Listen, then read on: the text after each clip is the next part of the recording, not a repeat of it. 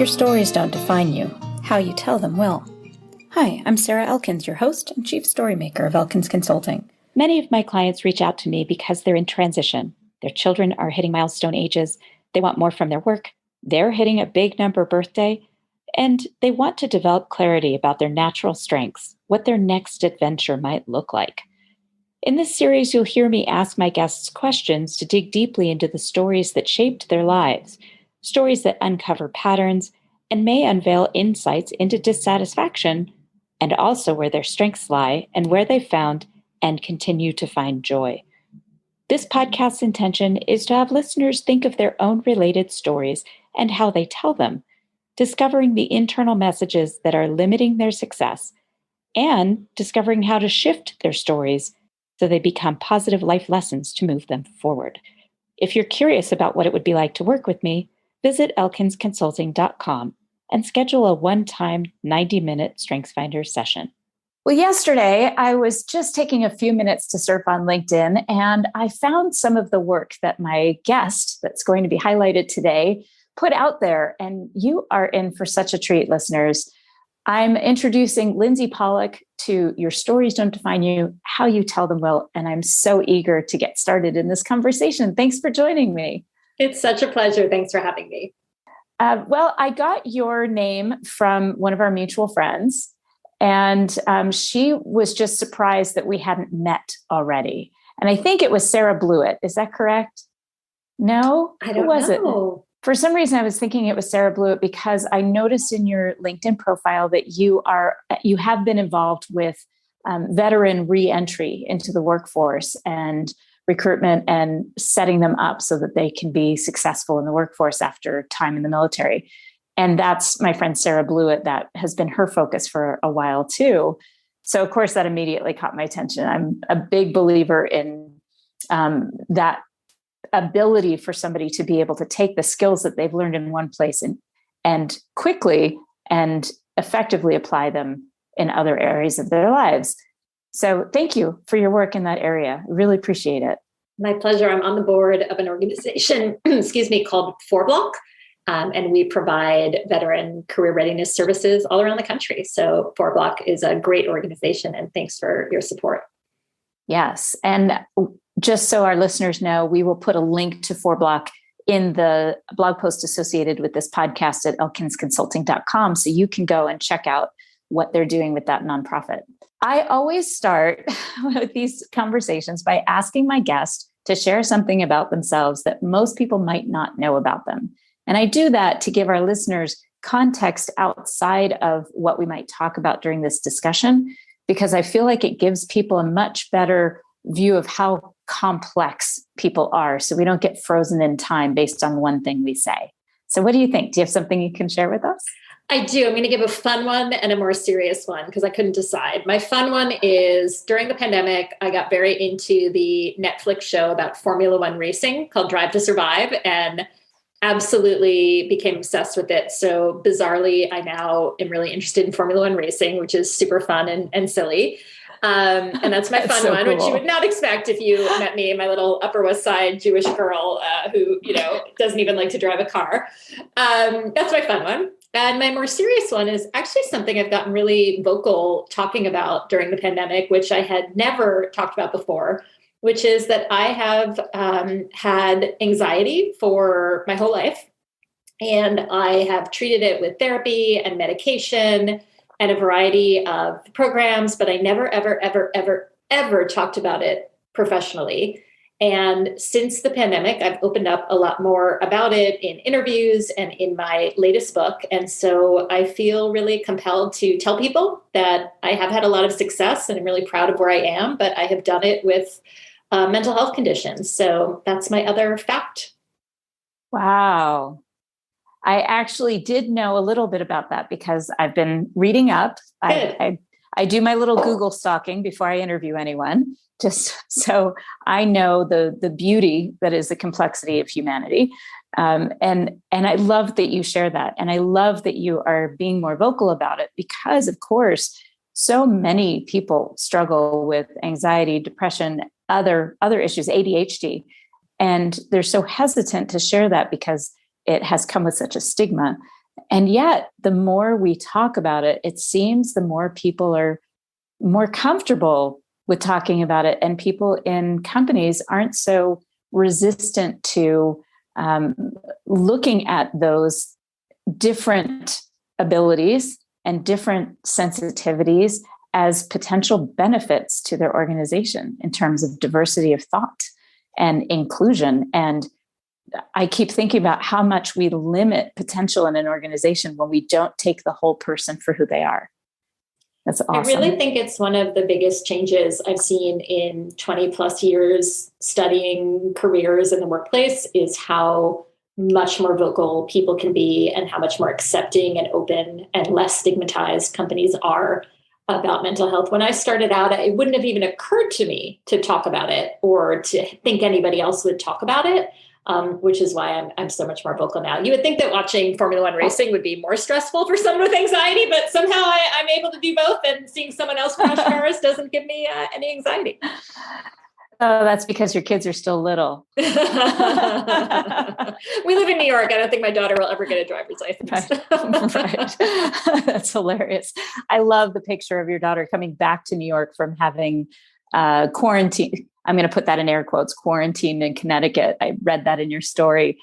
What I'd love to know is, first of all, when I think about that exposure, that vulnerability, my first question is, what happened either in a conversation with somebody or some trigger in your mind that made you realize, I need to share this. Somebody needs to hear this. What happened?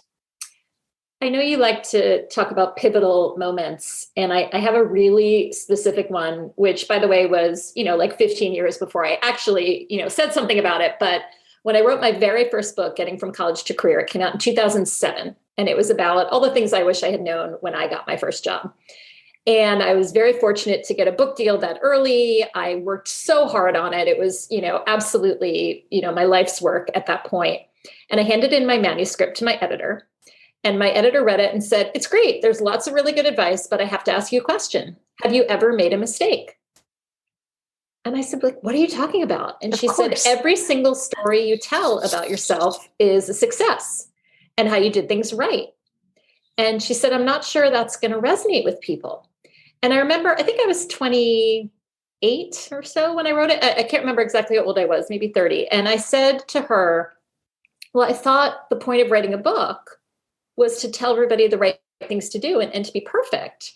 And she said, but if you don't show that you're vulnerable and real, nobody's going to trust you to give them advice. And it was sort of this shock to me that the more honest and imperfect and vulnerable I was, the more people would relate to it. And to this day, since 2007, the number one thing people say to me about the book, and it happens to me constantly, is people remember the story I tell about coming home from graduate school, not having a job, and living in my parents' bedroom, sitting under the covers in my room with frozen yogurt with rainbow sprinkles.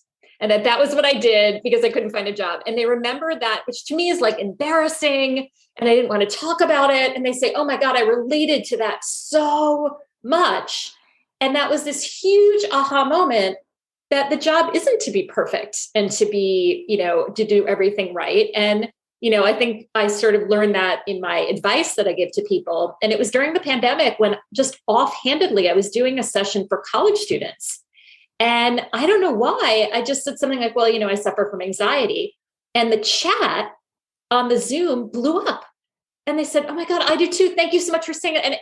And it was sort of, maybe people wouldn't have said it in a room, but because it was Zoom and on chat, suddenly that's all anybody wanted to talk about. And it was such a visual moment of saying, oh, I'm not the only one that has this. So those two experiences were really pivotal for me in being more vocal. Oh my gosh. I got a chill when you talked about your publisher. I have to ask, who was your publisher? Do you remember her name? It was HarperCollins. And at the time it was a guy named Knox Houston. He acquired the book and read the manuscript. Mm-hmm. And are you still in touch with him? Yeah, on and off. He's at a different publisher now, but I really always give him credit for that moment of, you're not perfect. Why are you trying to be perfect? That's not what we want. And that was such a surprise to me. Perfectionism goes hand in hand with anxiety for sure. And I still struggle with that and talk about that a lot too. But I really thought that the idea was to hide all that stuff. And the more I live and the longer I go in my career, the more I realize that's kind of the exact opposite advice. Well, and it's typical, I think, of somebody under 35.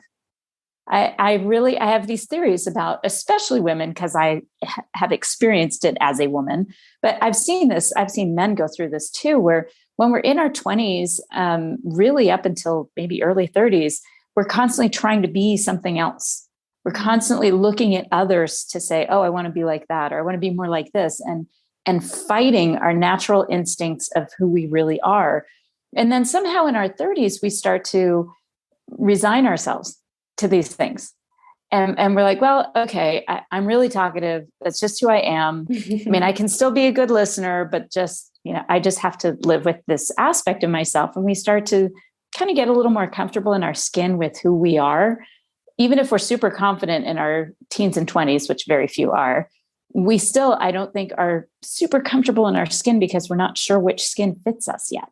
And then our 30s, we start to do that. And then I have to tell you, 40s are absolutely transformative in a way that no other decade has been. Oh, Sarah, I'm well into my 40s, my friend. Well into my 40s. Oh, good. Then you know exactly what I'm talking about. I see women in our 40s transforming into not just resigning ourselves to these changes, but embracing them and saying, okay, I am talkative and it's part of my magic. It's part of what people love about spending time with me. As long as I know when people have lost interest or when I'm switching gears too many times or whatever, as long as I'm conscious of the people around me, this isn't a debilitating dilemma of my personality.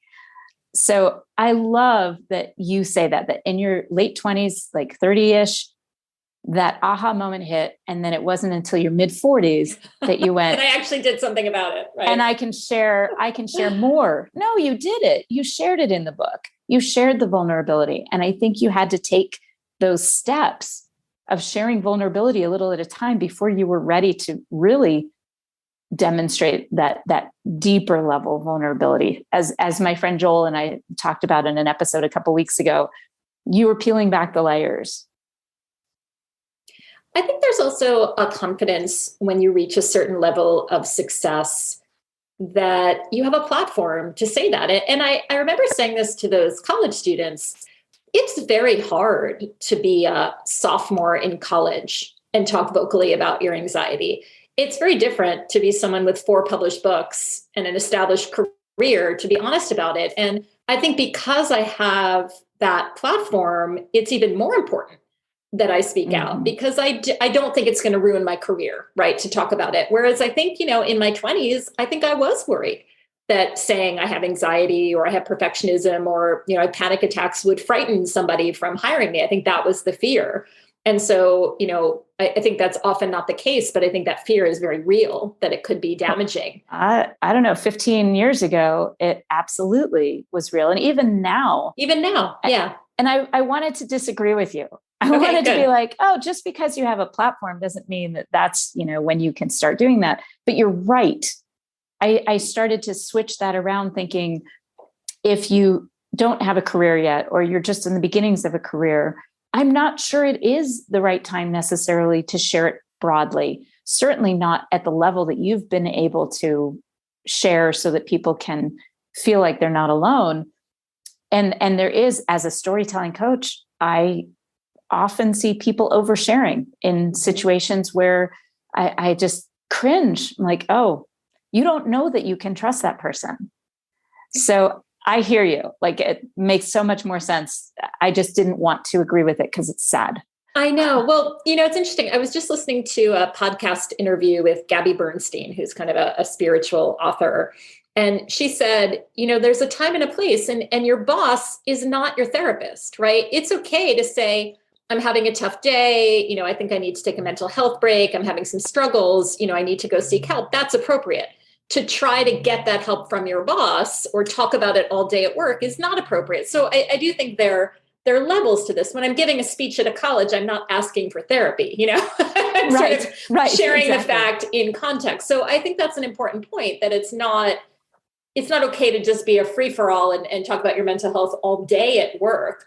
But I'll give you an example of what I've seen that's really different. So many companies since COVID have added so many more resources. And a friend of mine, her son is in high school at a very prestigious private school. And she said, we used to joke about taking a quote mental health day, which kind of meant you were going to stay home and watch The Price is Right and, not go to school. Right. She said, that's now a legitimate, accepted excuse that sometimes you need to take a day for your mental health. And I thought that was such a nice movement forward, that even though I don't have a physical ailment, if I need a day for my mental health, that I don't have to hide it or pretend it's something else, that is an acceptable excuse. And I thought that was just a really interesting example of kind of where we've moved forward. And what a relief. Unfortunately, it's not everywhere, but it takes baby steps. And I love that. And I definitely encourage that with our two boys when I could tell that it was that, as opposed to, just not wanting to turn in their homework or forgetting to do homework so they don't want to go to school. But it's a fine line sometimes. It is definitely a fine line. Mine are grown, but that is definitely a fine line. I love that you are recognizing that difference, because I think a lot of people are misreading the messages from people like Brene Brown about vulnerability. And she knows it too. I've read a few of her more recent things, like, okay, vulnerability doesn't mean verbal diarrhea all over your boss about your period and what's going wrong with your fertility issues. That's not the right time. So when was the time when you did that and then wanted to suck it back in like you were a vacuum?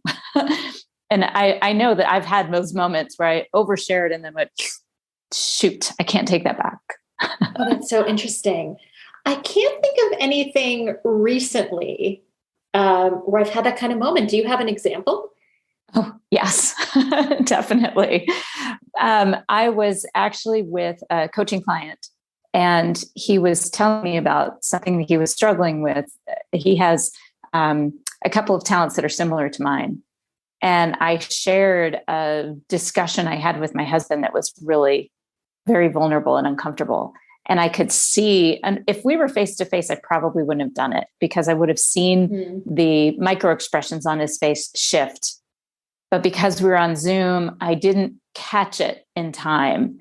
And I realized I had made him very uncomfortable. And I thought, okay, how are you going to guide him as his coach? There are times when they need to be uncomfortable. Absolutely. I will ask questions that are going to make them uncomfortable. But for me to share something, oversharing, that I could see might have created an obstacle for our work together. I really just wanted to, like a vacuum, I wanted to suck those words back out of the ether. And of course I couldn't. So what I did was I said, hey, I think I just overshared a little bit. Let's wrap this up. Here's what I want you to do for next time. And here are a couple of things that I want you to really think about. And I reviewed some of what we had talked about to break that string of thought that had kind of started. And then I said, and call me or check in if anything comes up. So I cut and run instead of digging myself deeper into the hole, which is my tendency. So I don't know. Have you? Well, what you're reminding me of, one of my absolute favorite podcasts and experts is a woman named Maura Aarons-Mealy, who has a show called The Anxious Achiever. And it's all about anxiety and depression in leaders. And it's a fantastic show. And we had a conversation about not just the moment, but the ruminating after that has happened. And that's where I struggle, which is I would do that and handle it. I think you handled it perfectly. But then how do you avoid going over it and over it in your mind? And my mom taught me something years ago, which I try to remember. She calls it an AFLE, another freaking learning experience, but she didn't use the word freaking. And it's like, okay, well, I learned from that.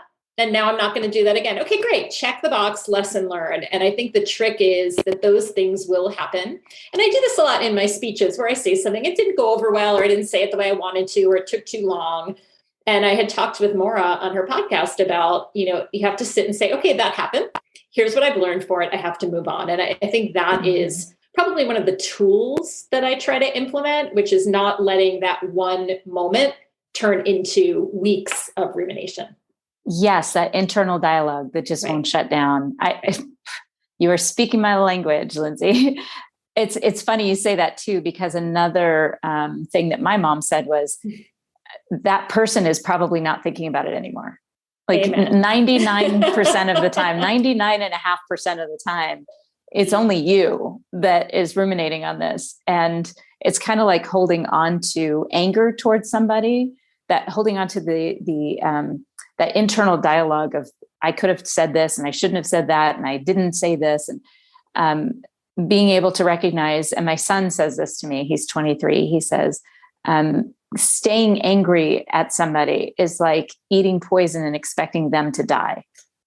Yeah. And he got that from somebody that he really didn't like. So he's like, I'm having a hard time because I love that. And yet every time I say it, it makes me think of this horrible person. But I love that. So I have another quick story. I have a really good friend who's writing her first book, and we go for walks together in Central Park. And one day we went for a walk, and she was asking me all these questions about publishing because she was on her first book. And I was talking. And afterward for the walk, because I know her really well, I texted her and I said, I'm having my social anxiety. I feel like I talked way too much and was just going on and on and on, and probably telling you things you didn't want to know, and was being really vocal. And like, I'm just so sorry. I just wanted you to know I'm feeling like I had verbal diarrhea.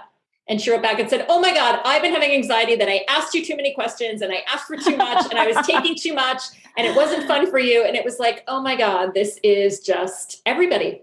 And to a certain extent, we all go through it. And she was worried about what she said, and I was worried about what I said, and neither of us was thinking about the other person. And I think that was such a reminder that so much of this takes place in our own head. And I think what you're talking about, and I admire what you did with your client, is get out of your head and just say it. And then your ability to say that difficult thing usually kind of tamps down the anxiety to just say, oh my God, I shouldn't have said that. I'm so sorry. And the person said, it's okay. And then it's over, as opposed to playing it over and over in your mind. I think it was Tim Ferriss who said, like, your success in life is going to be in proportion to your ability to say difficult things. And I found that to be really yes. true. Well, and you have to have that kind of relationship with somebody to be able to do that. And I hear that you have that relationship with this friend, and I have this relationship with, I would say, all of my clients, because that's the kind of relationship you have to build to be effective.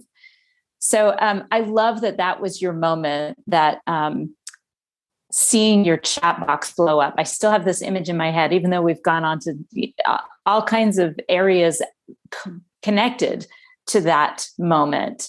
But I love to think about when you saw that chat box blow up, did you switch gears for your conversation and dive a little bit into that to acknowledge it before you came back to your main point? Or did you just take it and absorb it and process it later?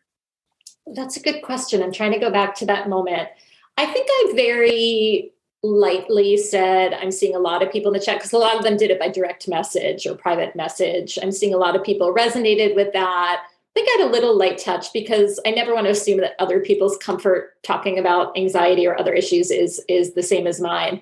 But there was something so visual about seeing it in the chat, whereas in an audience, maybe people would nod or kind of feel it inside, but there was something about that sort of, when you're in a chat and things just kind of explode. Oh, yes. It was very visual, and I've just never forgotten that. And I thought, I write a lot about generations, how fortunate in some ways, and I think there's a lot of negatives about social media and, and communicating, by text and so on. But the positive is that sometimes it's easier to say those things over chat or in social media, as opposed to saying it in person in a big auditorium. And that is a value of that mode of communication. So I really valued in that moment that there was a tool that people had to say that in a way that I don't think they would if we were in a classroom or a big auditorium. Completely agree. And the fact that you were able to bring them some level of comfort in their discomfort, it just is, it's kind of a magical moment for them. For you, it's this visual moment of seeing the chat blow up. And for them, it's a visual and auditory moment that they can connect with. And I guarantee some of them will look back at this at 5 years, 10 years, 15, 18 years at their Knox moment. That's their Knox Houston moment, is this woman acknowledged that she's struggling with it and gave me this comfort that I'm not alone in this. And I don't mean to be ungrateful, but I wonder what would have changed for me if I had ever had somebody do that, to see someone I admired or someone in a powerful position or on a stage say that they felt what I felt. I was an RA my senior year of college, and I always go back to that moment that all I wanted to do was just tell the first years, like, it's okay. It's okay. Everybody's been through that. And I think that I didn't have that in the same way. And I want to be that for other people. And I think that's kind of informed everything that I do, which is anything I go through, I want to make it easier for you because it doesn't have to be that hard. Right. And that's what your most recent book is about. That's right. So tell me about how you brought that topic up in your most recent book. Thank you. So it's called Recalculating, Navigate Your Career Through the Changing World of Work. And I didn't mean to write it. And I hate to say that, but it was an accident. It was COVID. So I had been out promoting my third book, The Remix, which was about generational diversity. And it was going great. I mean, everything was kind of on track. And I had a fully booked speaking schedule for 2020. And in a period of about 2 weeks, I went from a fully booked calendar to completely empty. And I mean, I'm not exaggerating. From fully booked to I was in the same boat. 0. Yeah. Yes. People think, oh, not really. I'm like, oh yeah, really. And seriously, it was terrifying. And where I was grateful is that I've been through challenges, at this point in my life, as you said, in my 40s. And I knew that the way out was to talk to people and see what other people were doing and kind of figure it out. And my sort of guiding principle in life is I am not the only one dealing with this. And with the pandemic, that couldn't have been more true. And while nobody knew exactly how to work their way through a pandemic, they were working on the same problem. And so I just texted and called, bazillions of people and said, what are you doing? How are you getting through this? What's your plan? What do you, and that got me through. And I was sitting in my apartment in New York, looking at cars on the street. And I just had this flash, and I'm terrible at naming books, terrible. It's like the last thing I do when I write a book. But this one, the title came first. I thought, oh my gosh, it's like we're all driving our cars. And suddenly the GPS said, recalculating, sorry, you can't go the way you were planning to go in 2020. It's no longer an option. But I had this kind of optimism because to me, when your GPS says recalculating, it says there's another way. You can't go the way you thought, but I'm going to take you a different way. And that sort of became my mantra for my own business. And then for the advice in the book, which is that in reality, we're always recalculating, right? Nothing always goes exactly how you want. And when I started interviewing people and talking about it, that concept resonated so much, whether you were just starting out or had been working for 50 years and whether it was COVID related or not. The fact is, I have never, ever, ever met anyone, and tell me if you have, who says, oh, my career was just, straight line, easy all the way through. Everyone was lovely. And I got every promotion I wanted. And I made the exact salary. It's like, no.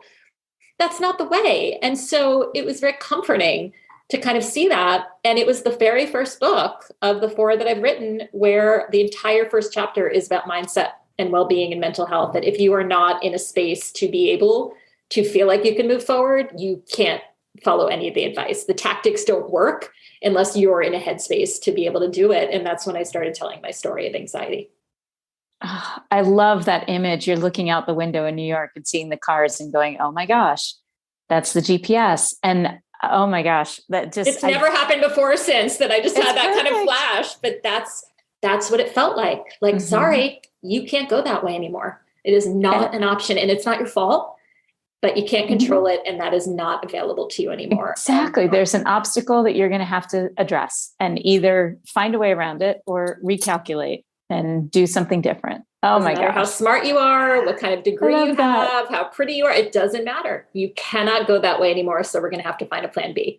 And that was the message. And writing it was great because I just got to ask people all the questions I'd always wanted to know. And people were really forthcoming in sharing their experiences. Oh, I love that. I immediately had the sound of a woman's voice recalculating in my head because I remember when I was with my family, we were trying to leave Florence, Italy, and heading back to Asciano where we were staying. And there's a big loop around Florence, and we kept missing the exit because it was in Italian, and the GPS was recalculating over and over and over again. And I remember the anxiety and frustration with it because there's nothing comfortable about about hearing that, because it means that you took a wrong turn or something's in your way, one or the other. And if you have to own it, in that case, we had to own it. Like, we missed it again. We missed it again. So I love this concept of understanding that even if it is yours, even if you do have to own it, recalculating, there's an optimism about that. And I hadn't ever thought of it that way. So thank you for sharing that. You're welcome. The other thing is that GPS never said, go back to your hotel and start over, right? It takes how far you've come. And I think that's the thing too, with people who are maybe changing careers or, starting a business. You never start from scratch. You take all of the stuff you've learned and done, and you just reapply it. It never says, sorry, Sarah, go back to your driveway and, start everything from the beginning again. You always start from where you are. And I think that that's empowering too, that, people ask, was this a mistake? Should I not have done it? It's like, you can't do anything about that. This is where you are right now. And that's where we're going to start from. And I think that's where kind of the anxiety almost becomes a superpower, which is, believe me, if I could worry my way out of COVID, I would have done it. Right. Right. But you couldn't. And so somehow, because it was so out of my control, it freed up that sort of self-criticism of like, oh my God, how did I let COVID happen to my business? It's like, well, that is one thing where I'm like, I legitimately know it wasn't my fault. I didn't do anything wrong. It happened. And that was in some ways very freeing. And that was kind of the strangeness of the situation, was everybody was in the same boat and I didn't do anything wrong, and worry was not going to help. And so obviously I worried about, health and well-being and certainly trauma to everybody. But that was a really interesting experience, because for somebody with anxiety, you often blame yourself. Right. Of course. I did this wrong, or I should have done this, or whatever. Or it's because of how I grew up, or, blaming some human externally. Oh my gosh. I love that. I did blame myself a little, because I had said my goal for 2020 was to travel less. And my friend was like, you got your wish. Kind of like you washing put it in the universe and the universe delivered. You did not travel as much in 2020. Right. Just like washing your car because you want rain. Right. Exactly. I know how that goes. I never thought about uncertainty in that way, that being able to separate that this wasn't my fault. This uncertainty wasn't my fault. So what can I do now? And that ability to shift that mindset around that. Wow. Well, I'm still kind of puzzling over it. Yeah, I'll share more about it, because it doesn't come naturally to me. You and I, when we were chatting, talked about Clifton's Strengths Finder and, some other ways of measuring oneself. What was most notable to me was I'd interviewed people who had the same situation kind of on paper. So let's say somebody who took time out of the workplace and was now trying to re-enter. And I'd speak to one person who'd say, it's a disaster. I've been out of work for 6 months. Nobody's going to hire me. I have this big gap on my resume. I know it's a red flag, never going to happen. And then I'd interview somebody who'd say, yeah, so I've been out of work for 6 months. I'm raring to go. I've got everything in my, like the same situation, but they took a completely different approach to it. And it was just so stark to me. And like the pandemic, like, all right, this is what it is. It's not fun. This is really upsetting, but okay, what are we going to do? Or I can't do anything. Right. And I'm not saying one is, sort of better or worse. I think people react the way they react, but it just was so stark to me that you have a choice how you handle a situation. Even if it's not what you wanted, you have a choice of how you handle it. And that was very powerful to me when I saw two people in very similar situations take completely different approaches that were entirely in their mindset and had nothing to do with the facts on paper. Right. Well, it's the Viktor Frankl quote, right? That there's a space between stimulant and response, and in between is your choice. Yeah. So yeah, absolutely. When you, you're looking at these two different ways of processing the information and knowing that that person who is coming across as everything sucks and I can't do anything, I can't fix this, that person especially needs that first chapter of your book. You have to have that foundational mental and emotional well-being. And I would love to highlight that a little bit. There's a difference between mental health and emotional health. Mm-hmm. And emotional health is really more the foundation of all health, which is, do you have the relationships, the support you need in relationships? to feel loved and supported? And can you give love and support? So tell us a little bit about that first chapter and how you approach that, please.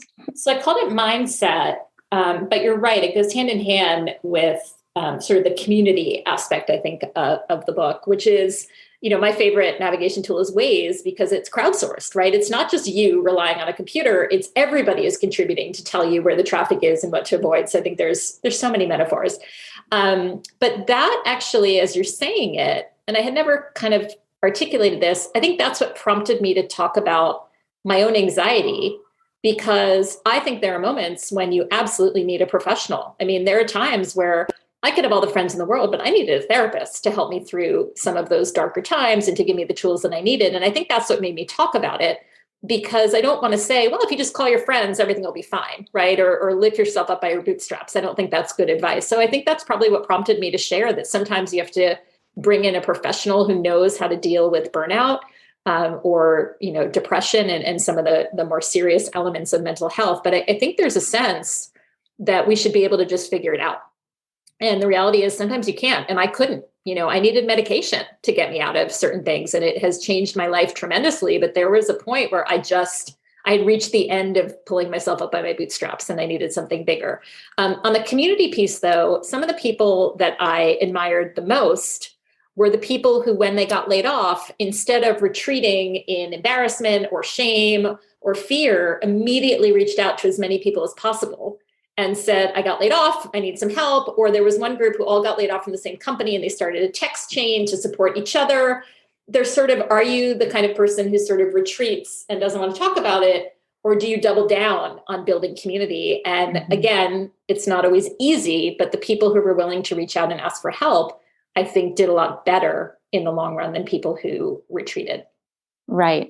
Totally agree. And by retreat, you're talking more of an extreme, I would assume, because I know some people, they're just introverts. It's not necessarily that they don't want to be around people. They just retreat so fully into themselves that they don't even see, first of all, the impact of that on the people around them, because they're so self-absorbed about this fear and frustration that they don't even see that is showing up in a way that is actually hurting their relationships. Well, to me, an introvert might reach out to one or two people, and that could be feeling they might need their own time. I'm not saying you have to reach out to 100 people. Exactly. But it was the idea that you didn't have to do it alone. I think. And whether that's one special person or 10 people, it's the idea of reaching out as opposed to retreating it. And by the way, even if you don't struggle with mental health issues, the past 2.5 years have been just impossible for anybody. Burnout, languishing, all those feelings are so real and justified. And you can continue to move forward in baby steps to get out of it if you want to, but you have to make that choice. Right. And I think that's the distinction between emotional health and mental health. Emotional health is really about that aspect of being able to connect with others, versus mental health, which is when you actually are in a clinical depression and you are suffering in a way that you have to have professional help in that. So I love that you said that, because that definitely qualifies that distinction. So as we kind of come full circle and you think about your story and how you were able to not only persevere and be resilient, but also the way that you've been able to help others, beside Knox Houston, because that is a name that I will never forget. It's a great name. I know. It's a great name. Is there somebody else that when you think about, and I'm saying this because many times when something goes wrong, it's the person that you would least expect or that you wouldn't expect to be the person that is the kind of the light that that's the person that shows up for you. And as an example, when there's a diagnosis or something, many times people who are closest to you can't deal with that grief. And so the people that you thought would show up for you don't, but these people that you are virtual strangers or people you just didn't know you were that close to, they're the ones that show up for you. So do you have a story like that to share? I do, and it's not about me. So it popped into my head when you said that because it's like a famous story in my family. Many, many, many, many years ago, I was in high school. My grandfather passed away, my mother's father. And at the time, my aunt, who was unmarried and divorced and used to date all the time, she was dating a guy named Les. That's all I remember, Les, Les.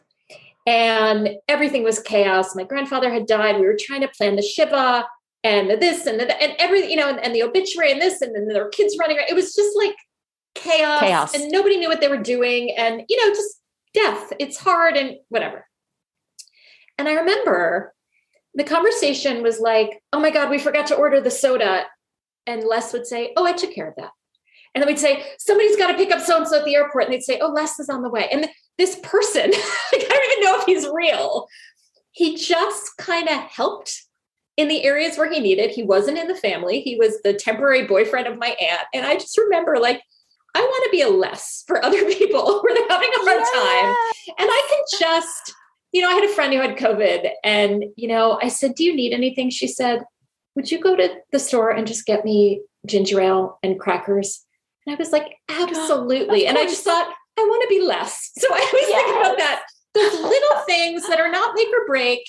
He arranged the chairs, he just took care of it. And sometimes it's just that person who does that little thing that helps. And I think you're right. Sometimes they just kind of magically show up. But, where I thought you were going was just who's made the biggest difference. And I think having a good therapist has changed my life. I mean, I have a really great therapist who knows me and, knows when I'm lying to myself and knows kind of my habits and so on. And I think that's really powerful. But I'm going to give a shout out to Les, whoever he is, wherever he is, if he's a real person. Thank you, Les.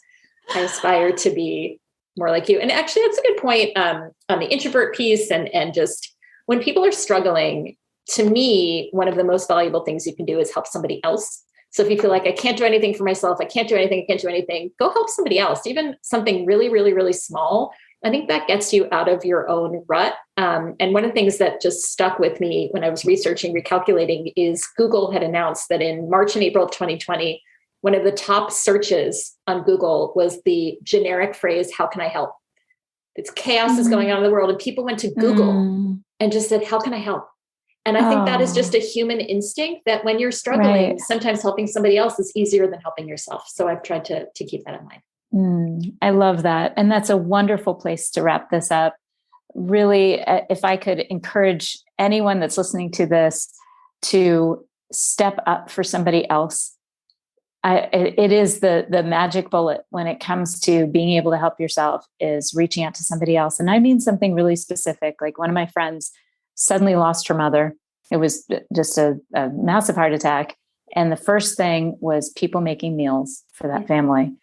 Go make a meal for somebody who's having trouble getting out or just recently had a baby or, and one of the things that I think is so important in this is saying, I want to do this for you.